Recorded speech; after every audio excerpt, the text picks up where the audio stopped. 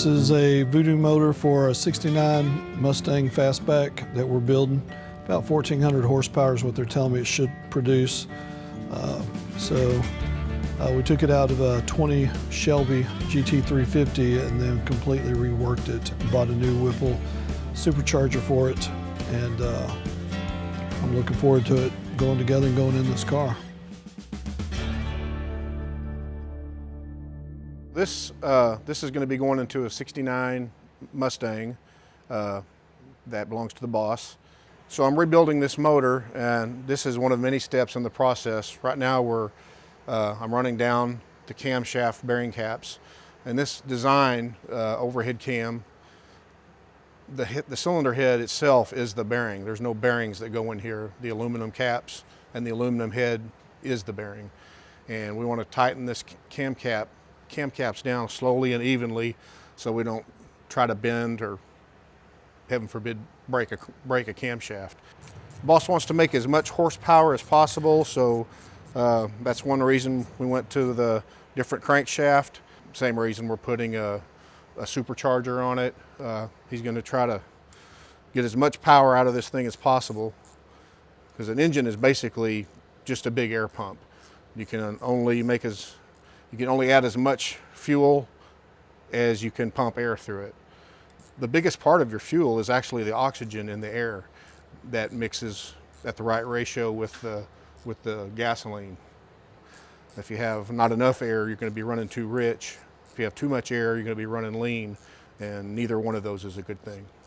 Usually for the stock ones, you want the engine for a normal driver to run real smooth at idle, and it's going to make good power, but in some extreme high performance applications, you'll actually see, like when race cars pull up to the line at the drag strip, it's sit there, it's loping, almost wants to die, but they're made to make extreme power at super high RPM. So those are some of the differences between a stock and a high performance cam. It's basically what you're trying to do with it. And then inside here, there's all these valves. And when each one gets its turn, as the lobe comes down, it's going to push on this little rocker arm, which is called a follower, and one side of it's sitting on a lash adjuster, which we used to call a lifter in the old motors. And then the other part of the little rocker arm is going to push down on that valve spring, or the tip of that valve, and push the valve open. So as this cam rotates, and one at a time, or two at a time actually, these valves will open in their respective order and allow the air and fuel mixture to be sucked into the cylinder as the piston draws down. And then the valve will close, and that piston starts coming back up, and it's squeezing the air-fuel mixture. It's squeezing it under a lot of compression. And then just before the piston's at the top, the computer is going to tell the coil to fire the spark plug. And then you get a big bang, and then that starts pushing the piston back down, which is giving you power that's going to be transferred to your rear wheels. And then the exhaust valves will open and allow the exhaust to come out through the exhaust valves, out the exhaust manifold, and out the tailpipe. So an engine is basically a big air pump. With camshafts, it's even more so with the old flat tappet cams, but you can see here I got a lot of lube on here, and especially for a new engine that's going to be started the first time. It hasn't built oil pressure yet. So I like to use this, there's all sorts of different kinds, but I really like this Lubriplate number 105. I've been using it for 30 years or so. And then also on the cams, a good cam lube coating on the lobes themselves. And then once the engine oil pressure builds, it'll run on its own lubrication. And then pretty quickly, as this is broken in, we'll change this break-in oil, which will also, all this assembly lube and grease that's used during the assembly will, be drained out with the oil when it's changed. Yeah, Carroll Shelby, I'm sure, as much of a gearhead as he was, he would like seeing this beast with his name on it put in that 69 Mustang.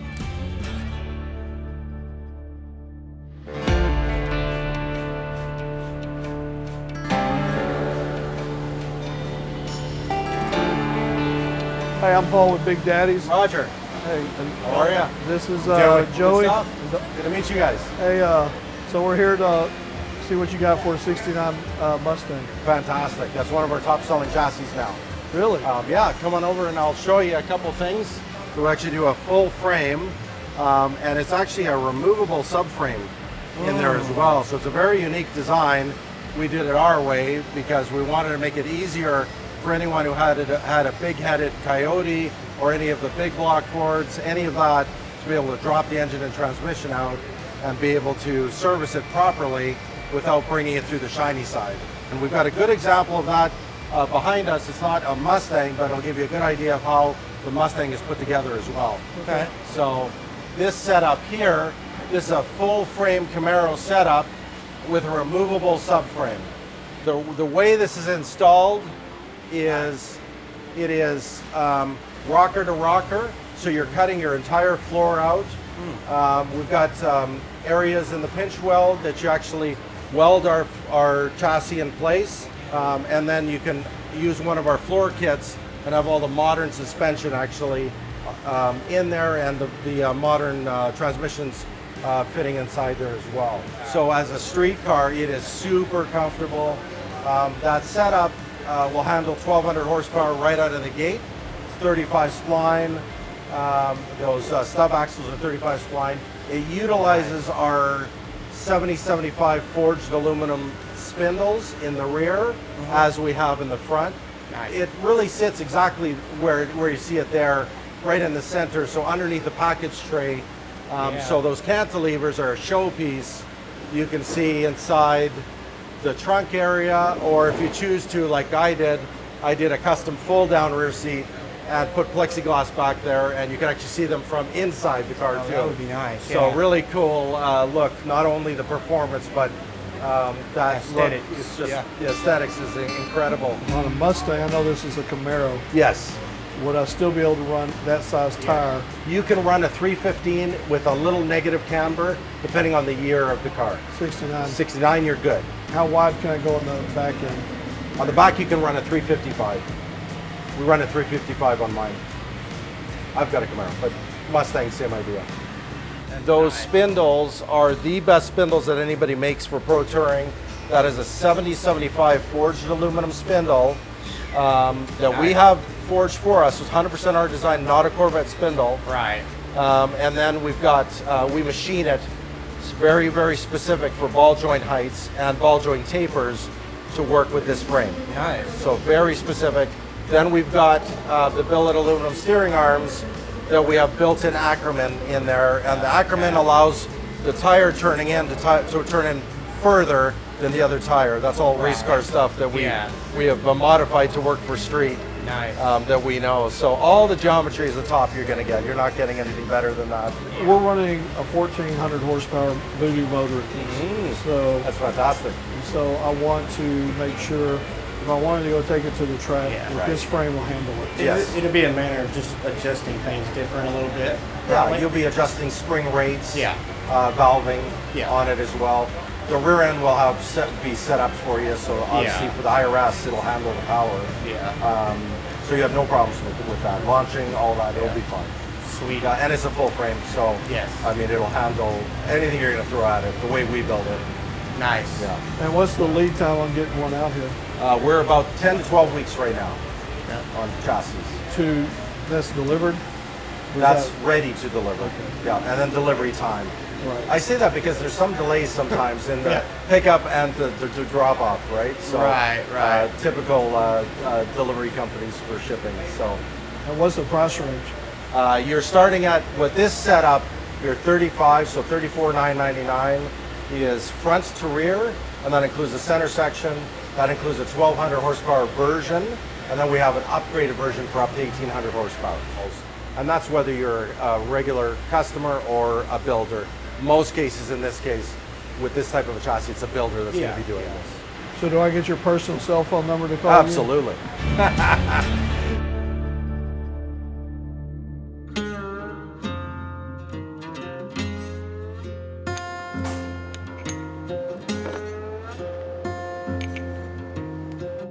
So I'm laying out all the timing chains We're doing away with the phasers. We have these lockout kits, but I want to make sure that I put them together right.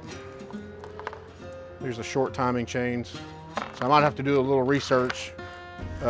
These are all stamped with the same brand, RGR engines.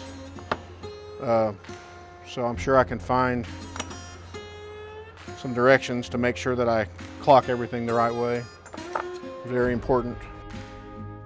The order of the four-stroke engine, the crankshaft will turn 2 times for 1 turn of each camshaft, and that's how you get the 4 strokes of a 4-stroke engine, which are suck, squeeze, bang, blow. The suck is the intake suction stroke, and then the squeeze is the compression stroke. The piston's coming back up and it's squeezing that air-fuel mixture that was just let in by the intake valves. And then right before the piston gets to the top, the spark plug will fire, and that's your bang. And the bang shoves the piston back down, and it's also called a power stroke. And that's what gives your power to the crankshaft that drives the car down the road. And then the blow is the exhaust stroke, and that's when the exhaust valve will open as the piston's coming back up, and it lets that dead, spent air and fuel charge out the exhaust pipe, and then it starts all over again with another suction stroke. So all these modifications we're doing, the bottom line is we're trying to improve the airflow through the engine. The more air we can move through it, the more power we can make, and we want it to hold up to the extreme pressures that it's going to be under when it's running, so it holds together.